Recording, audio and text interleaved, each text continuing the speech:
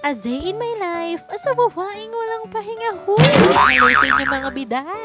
Ito nga pala yung karugtong ng mini vlog ko kahapon mga mi. Part 2 nga pala ito ng paglilinis ko at hindi pa nga talaga doon natatapos ang lahat. Tinanggal ko nga pala sa lagayan yung hanger ni nanay kasi nga eto, lilinisin ko nga mga mima ko dahil napakadami na talagang alikabong. Pero hindi nga kinaya ng basa-basahan lang mga mima ko kaya eto, hinugasan ko na talaga siya at sinabunan, ganun. Mas feeling ko kasi talaga matatanggal kapag ganitong hinuhugasan mga mima ko kaysa nga pinupunasan kasi nga napakadami na talagang alikabok, ganun.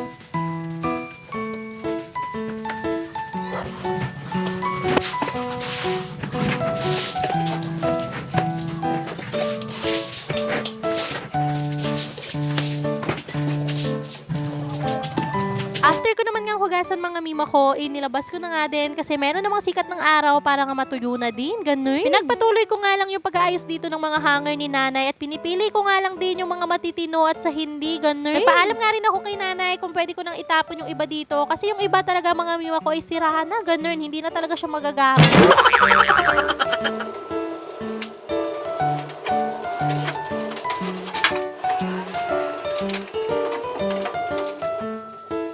Pagkatapos ko naman nga dun sa mga hanger mga mima ko, etong mga kaserola nga ni nanay ay pinagbabalik ko na nga rin dito sa ilalim. Pero nga this time ay inayos ko na at inorganize ko na, ganun. Meron nga din pala akong sasagutin sa comment section mga mima ko. Pero nasagot ko na nga rin to, pero sasagutin ko ulit. Para nga sa mga new followers ko, ganun. Kung dito ba daw mag-aaral si CJ at ang sagot ko ay hindi pa talaga kami sure at undecided pa talaga kaming mag-asawa, ganun. Hindi ko pa kasi talaga masabi mga mima ko at hindi pa rin talaga kami nakakapag-desisyon ng asawa ko, ganun. Pero alam nyo ba mga mi, ayaw na talagang umuwi ni CJ doon sa inuupahan naming bahay at dito na daw siya titira sa Pangasinan. Kaya sinasabi ko na uuwi na kami doon ay talaga namang for the iyak talaga ang batang makulit, ganun. Ayaw niya na talagang umuwi mga mima ko at gustong gusto niya na talaga ditong tumira.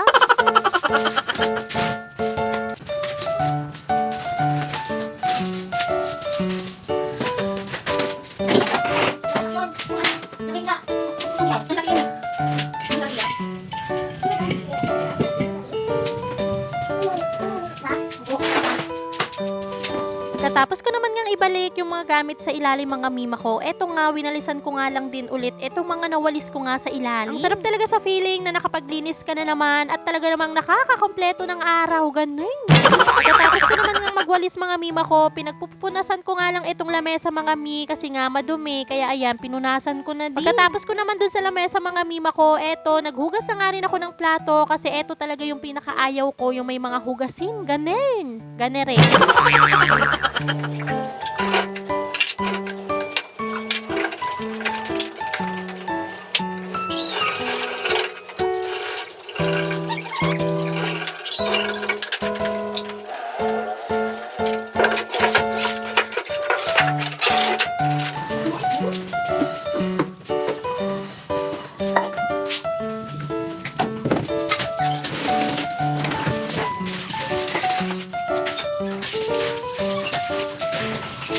After ko nga maghugas mga mima ko, inarrange ko nga rin yan agad mga mima ko. Hindi ko na nga rin yan tinatambak mga mi para nga din malinis at maayos dito sa kusina. Ganun. Inalis ko nga lang din yung mga kanin-kanin dito mga mima ko para nga malinis din tingnan itong area na to. Ganun.